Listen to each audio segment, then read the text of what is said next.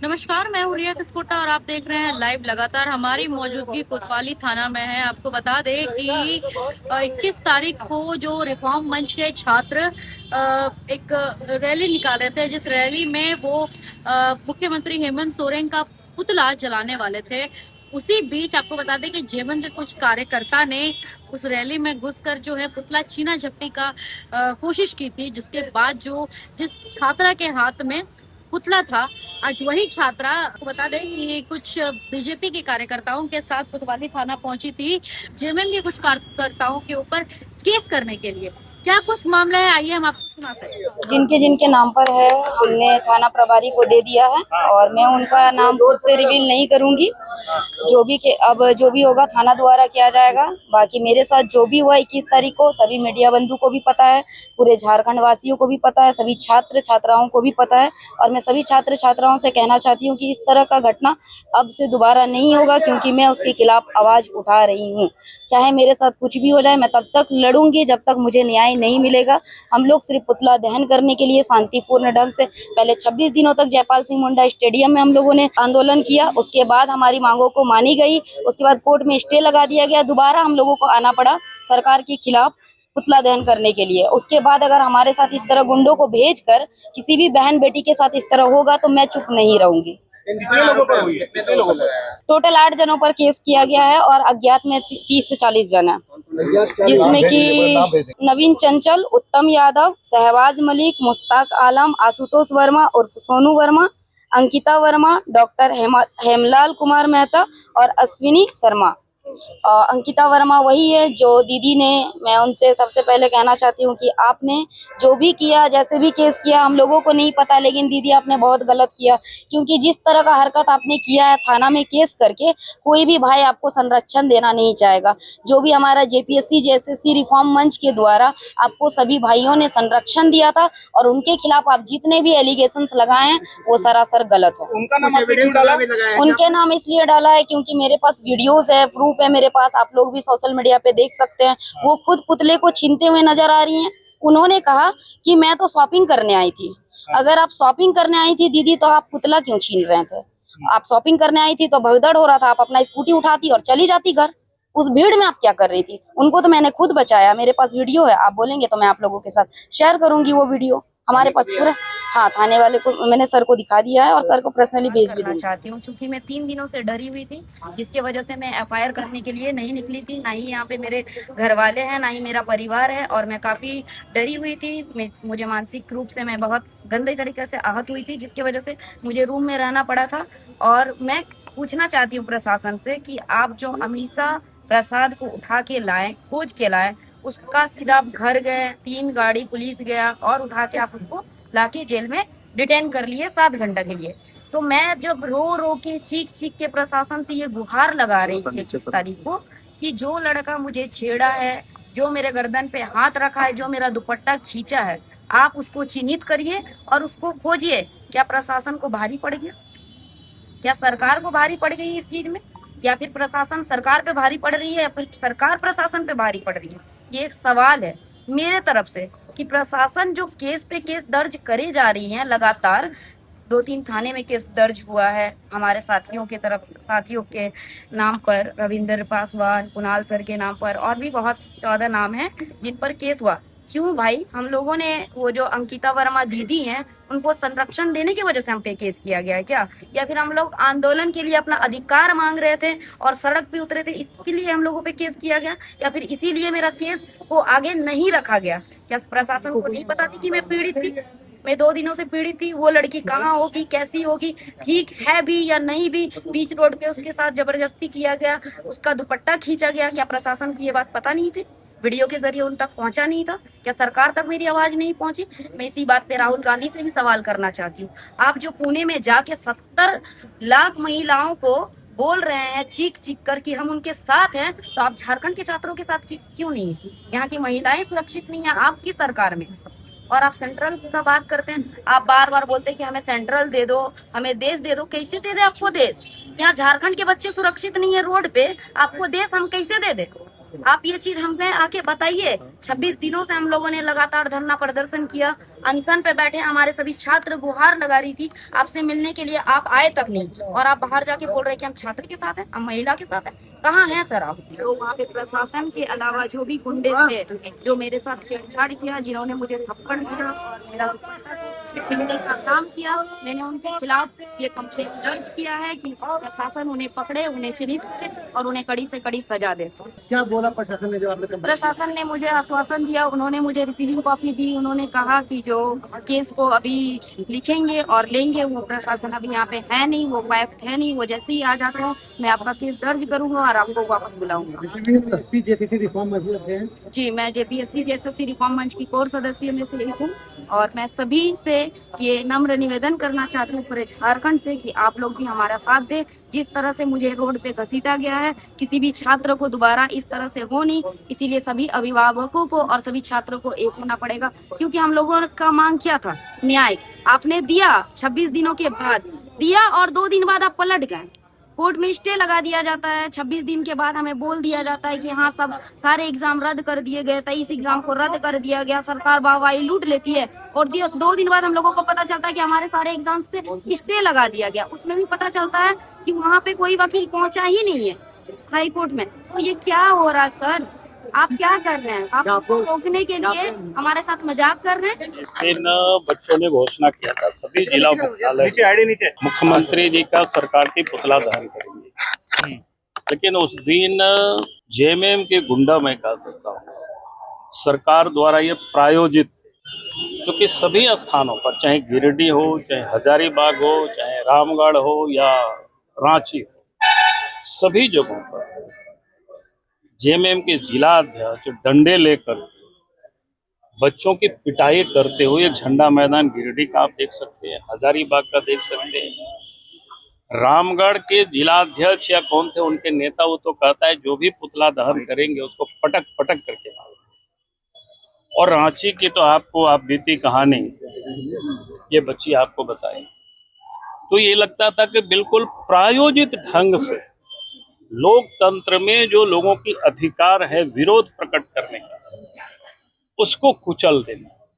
पहले तो बच्चों को झांसा में डाल करके जयपाल सिंह स्टेडियम से धरना और भूख हड़ताल को उन्होंने तोड़वाया, डिस्पर्स कराया, कि जो बच्चे मांग नहीं भी कर रहे थे उस समय के आप सबको ध्यान में है कि 22 नियुक्तियों को सरकार ने रद्द किया, एक अधिसूचना जारी की, वो आप सब लोगों को है ध्यान में, उसको आप सब देखेंगे। 6 एग्जाम को तो उन्होंने स्थगित किया। 17 नियुक्ति 2010 से लेकर के 22 तक उसको जांच के दायरे में लाया। बच्चों को लगा कि शायद सरकार हमारे आवाज को ठीक से सुना है, लेकिन वास्तव में हेमंत सोरेन जी बड़ी चालाकी से, बड़ी चौतराई से, क्योंकि उस दिन भी मैंने मीडिया को कहा था, उस दिन भी मैंने एक्स पोस्ट पर भी मैंने डाला था, जिस प्रकार से सरकार ने जो निर्णय ली है, अधिसूचनाएं जारी की है, कोई भी कोर्ट जाएंगे तो तुरंत स्टे होगा, और हुआ भी वही। स्वाभाविक है इसके बाद बच्चों के मन में गुस्सा होगा, जहां 26 दिनों तक बच्चे भूख हड़ताल और धरना पर बैठे थे और उनको इस प्रकार से छाला गया, तो बच्चों ने क्या कहा कि हम लोग पुतला दहन करेंगे जिला मुख्यालय। उसको भी हेमंत सोरेन की सरकार को बर्दाश्त नहीं हुआ, उसको भी लाठी डंडे से और वो भी गुंडों के द्वारा। अगर पुलिस छीन छोड़ करती तो कुछ समझ में आता। अभी आपको बता रही थी जी कि भाई कौन छीन रहा है, जेएमएम के गुंडा कर रहे हैं। तो ये गुंडागर्दी बर्दाश्त नहीं करेगी झारखंड, और इसीलिए आज हम सब लोग आए ताकि बच्चे को ऐसा नहीं लगे कि हम अकेले सिर्फ छात्र ही हैं, कि छात्र के अभिभावक भी है और हमारी पूरी पार्टी इन बच्चों के साथ खड़ी। और इसीलिए आज हम सब लोग आए कि भाई बच्चे तुम चिंता मत करो, हम सब लोग साथ में हैं, लड़ाई जितने भी लड़ना होगा लड़ी जाएगी। सरकार को इसके बाद करना क्या चाहिए था, यही देखे जो मजिस्ट्रेट डिप्यूट थे, भाई कोई भी शांतिपूर्ण जुलूस में, प्रदर्शन में, पुतला दहन में अगर मजिस्ट्रेट डिप्यूट है और झारखंड मुक्ति मोर्चा के गुंडे अगर वहां हमला कर रहे हैं तो उन लोगों के ऊपर मजिस्ट्रेट एफआईआर नहीं करते। एफआईआर किन के ऊपर कर रहा है? जो लड़के आंदोलन कर रहे थे। पुलिस आज उनके घरों में जाकर के धमका रहे हैं, डरा रहे हैं। मैं आज भी सरकार को कहता हूं, और उन जहां जगहों पर जो मजिस्ट्रेट डिपोट थे उन मजिस्ट्रेटों से भी मेरा यही निवेदन है कि आज भी समय है, नहीं तो कल से हम मजिस्ट्रेट को भी घेराव करेंगे कि भाई आखिर जिन लोगों ने गुंडागर्दी किया लाठी डंडे के साथ, उन लोगों के ऊपर आपने एफआईआर क्यों नहीं किया? ये सवाल तो उन मजिस्ट्रेट को जवाब देना होगा। और इसलिए मैं आज सचेत कर रहा हूं, रांची में भी जो मजिस्ट्रेट डिप्टी वही पांडे जी यहाँ पर है, वो सीओ है, तो कल हमारे भारतीय जनता पार्टी के कार्यकर्ता उनके दफ्तर में जाकर के हम लोग घेराव करेंगे और उनसे कहेंगे कि आप एफआईआर करिए उन गुंडों के ऊपर। और उसी प्रकार से जहां जहां भी इस प्रकार से लोगों ने गुंडागर्दी किया है वहां उन पदाधिकारियों की घेराव की जाएगी, उन मजिस्ट्रेटों की, और उनको एफआईआर लॉन्च करना पड़ेगा। और नहीं तो जो इन्होंने एफआईआर लॉन्च किया है, किस आधार पर लॉन्च किया? इनको तो घोषित कार्यक्रम था, कोई आतंकवादी नहीं थे, कोई आताताई नहीं थे, कोई सरकारी कामकाज में दखल नहीं कर रहे थे। तब आपने 353 नॉन बिलेबल सेक्शन क्या क्या लगा हुआ है पता नहीं। कोतवाली थाना आए हैं हम लोग क्योंकि ये राज्य सरकार अपने कार्यकर्ता रूपी गुंडों के माध्यम से इस लोकतंत्र को पूरी तरह से अपने हाथ में लेना चाह रही है। 3 दिन पहले छात्रों के शांतिपूर्ण प्रोटेस्ट में जिस तरह से झारखंड मुक्ति मोर्चा के कार्यकर्ता गुंडे के रूप में गए, झंडा डंडा लेकर के, उनके कार्यकर्ता और अननोन कार्यकर्ता नहीं है, जिनका नाम सब लोग जान रहे हैं, झारखंड मुक्ति मोर्चा के नेता, जिला अध्यक्ष, वो चाहे गिरिडीह में हो, चाहे हजारीबाग में हो, रामगढ़ में हो, रांची में हो, निहत्थे छात्रों पर जिस तरह उन्होंने अटैक किया, उनको मारा, और मारने के बाद सरकार की तरफ से ही 3 केस कर दिए गए। एक तो जिन गुंडे ने मारा उसके तरफ से करा गया, दूसरा जो मजिस्ट्रेट था, सबसे हास्यास्पद स्थिति है, सीओ यहाँ पर जो मजिस्ट्रेट था, उसने पहली बार जो दंगा फैलाया उस पे केस नहीं करके जो विक्टिम जो मार खाया उस पे जो है केस बना दिया और केस कर दिया। ये पूरी तरह से अन्याय है, तानाशाही है। और आज एक बच्ची जिसके साथ घटना घटित हुई थी, वो 2 दिन तक कराह रही थी, रो रही थी।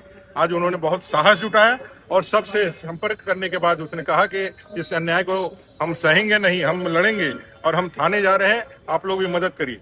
ये सरकार उनकी आवाज को ना दबा सके, इसलिए आज हम लोग इस कोतवाली थाना में आए हैं और उस समय उसका रिपोर्ट लिखवाए हैं और उस पर कार्रवाई होनी चाहिए।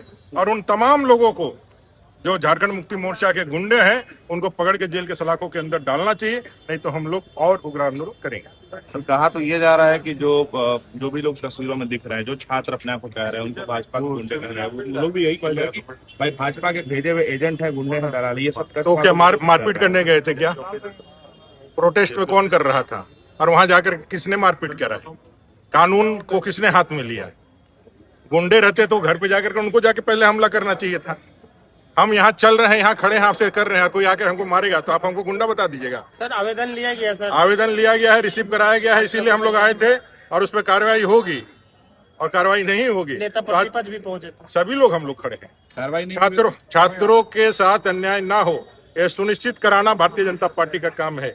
हम यहाँ रहेंगे लोकतंत्र की स्थापना के लिए, लोकतंत्र की बहाली के लिए। आज कांग्रेस के राहुल गांधी के कानों तक ये चित्कार नहीं समझ रही। सर नामजद एफआईआर हुई है, नामजद एफआईआर हुई है, एफआईआर की कॉपी भी आप लोगों को मिल जाएगी और आप देख भी लीजिएगा जो सब लोगों पर, और सभी लोगों का वीडियो फुटेज भी है। और अगर कार्रवाई नहीं होती है तो कार्रवाई कैसे नहीं होगी? नहीं होती है तो सर कार्रवाई होगी नहीं कैसे?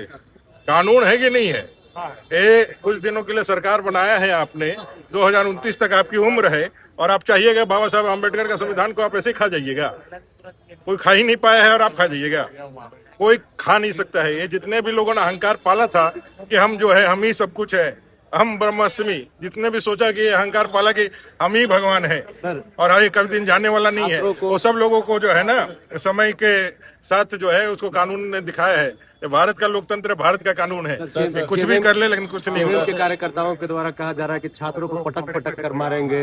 अरे मैंने कहा ना, जब भाई छात्र तो निरीह है, छात्र तो अपने भविष्य की चिंता में आंदोलन कर रहे हैं वो कोई सशस्त्र आंदोलन थोड़ी कर रहे हैं। अगर यदि दम है तो भारतीय जनता पार्टी को चैलेंज करो, है दम तो भारतीय जनता पार्टी को चैलेंज करो और सीधे हमसे लड़ो। इस मिट्टी में खाली आप ही का खून है क्या? हम लोग नहीं है क्या? हमारे रगों में सिद्धू कान्हू, चांद भैरव और तिलका मांझी का खून नहीं दौड़ रहा है क्या? बिरसा मुंडा का खून नहीं दौड़ रहा है क्या? ये जो अपने को झारखंड का जो ऑथोरिटी समझने का जो आप लोग हमेशा घोषणा करते जो हम ही झारखंड है और हम ही झारखंड के मालिक हैं, वो भूल जाइए। जेएमएम के एक विधायक है, वो तो कह रहे हैं कि भाई छात्रों के कंधा पर रख के काहे बंदूक चला रहे हैं, आइए सामने से युद्ध लड़ते हम हैं। लोग सामने से लड़ते हैं, पीछे से कभी नहीं लड़ते हैं, सामने से लड़ते हैं। और पीछे से तो आप लोग लड़ने के लिए आगे बढ़ते हैं। हम लोग आज भी सामने हैं, कल भी सामने रहेंगे।